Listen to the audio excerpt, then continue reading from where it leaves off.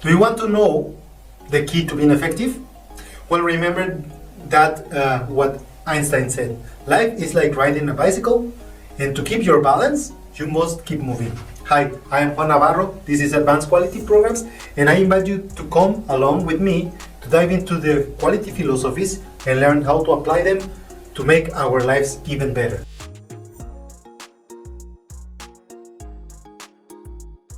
Today we are diving into the way we have to confirm the effectiveness of our actions. The goal now is to conclude our action plan that we defined last week, documenting all the results, and to make sure that everything that we have done is actually working.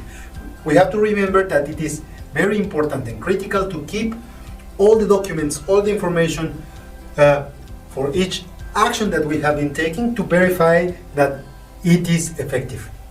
In the industry, we use process control charts.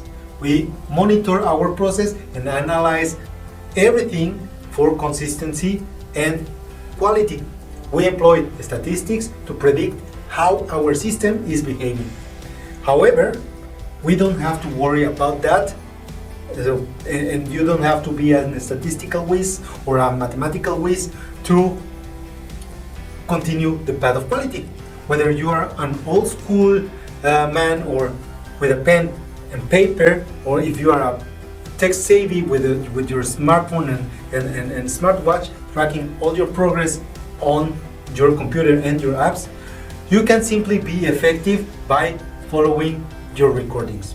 So now it's time to be honest, and we know that creating an action plan, like we did on the previous step, setting priorities and deadlines, only will work if we follow through. And this is difficult, so we have to put our hands in action, because an action plan left on the paper becomes only a wish list, and we don't want that, right? Good results and the real improvements only happen when we take direct, decisive action to attack the root causes that we already defined. We don't like to be like those politicians who made a lot of promises during the campaign but fail to act when they are in the office. So we don't want to leave everybody frustrated like those politicians, right? So we have to follow through, and as you diligently carry out your action plan and you record your results, you start easily spotting which actions are making positive impact on your system. And you will also notice straight away which ones are not helping you. So your records will tell the story with facts and figures, with data to boost your motivation and the boost motivation of your team with every small victory. And this will guide you on pushing the actions that are helping you to eliminate the problems. So now let's lay the groundwork for the future. We have to think about sustainability, and for that we have to create a collection of lessons that we have learned. We have to sort them together with effects based on the effectiveness and the knowledge to identify which corrective or preventive actions we can use for the next cycle or to the next problem. And now we can introduce a new concept, the concept of failure. In the industry, this refers to how one product or process can affect the compliance with specifications, with the compliance impacting the customers, compliance with the collaborators, or compliance to the next processes. These essentially are those undesirable effects that we had mentioned before.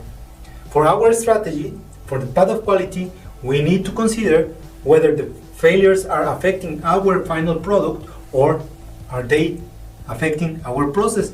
This could lead to the category of lesson learned for processes, which is a tool that creates a list along the way to help us to prevent negative effects on the end product by observing the process. Or we can define the ones for the products that will help us to identify potential design flaws that prevent to happen and to create a stable process to help the end user.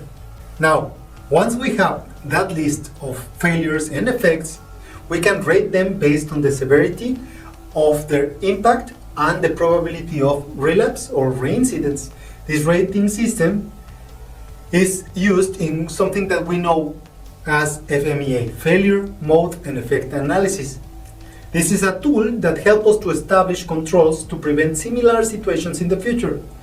This tool also creates a metric that is called the risk priority number, which is a combined metric based on severity, detection, and occurrence. And when the number, the RPN, exceeds a certain limit, will help us to clearly identify actions that need our attention to prevent to happen and install corrective actions before we start working on the process. But our ultimate goal now is to maintain a record of all faults and errors that we have yet learned. We will study deeper the FMEA tool in the future, and we will discuss how this is built and applied. You will find that we often build and construct FMEAs in our heads without even realizing it. And once you grasp the system, it will become a second nature for everything that you analyze, bringing order to the chaos. But let's come back, and you had probably realized that the path of quality now involves identifying patterns and trends to prevent undesirable effects, to maximize our potential and the potential of our processes. So we don't really need statistics, engineering tools, or experimental designs to succeed on the journey of quality. So we have to think about our everyday life, so to say. Let's wrap up things with an analogy from football, soccer, if you are watching this on the USA. Penalties. Everybody that had played football know that penalties can make or break a game. While some see the penalty kick as only luck, psychological and physical factors play a crucial role on this penalty game. The striker faces immense pressure, and even the best players only get the penalty kick right 40% of the time, while goalkeepers have their own strategies, and statistically most of the penalties go to the center. Only 3% of the goalkeepers stay in the middle. Why? Well, doing something feels better than doing nothing, actionismus as we call it, and standing still seems like inaction. But let's join the game theory and the quality into an intersection. To succeed on penalty kicks, you must anticipate your counterpart moves.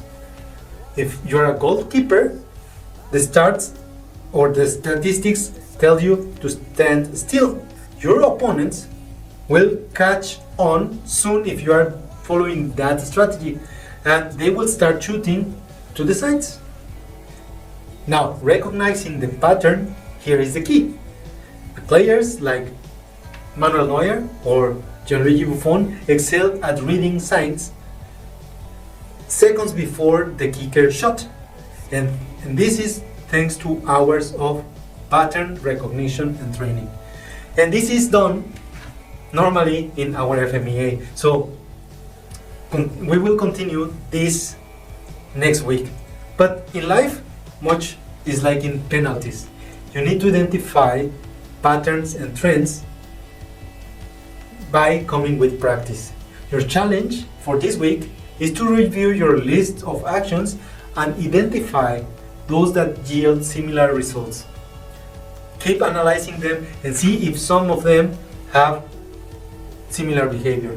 And next time we will go deeper into patterns and trends.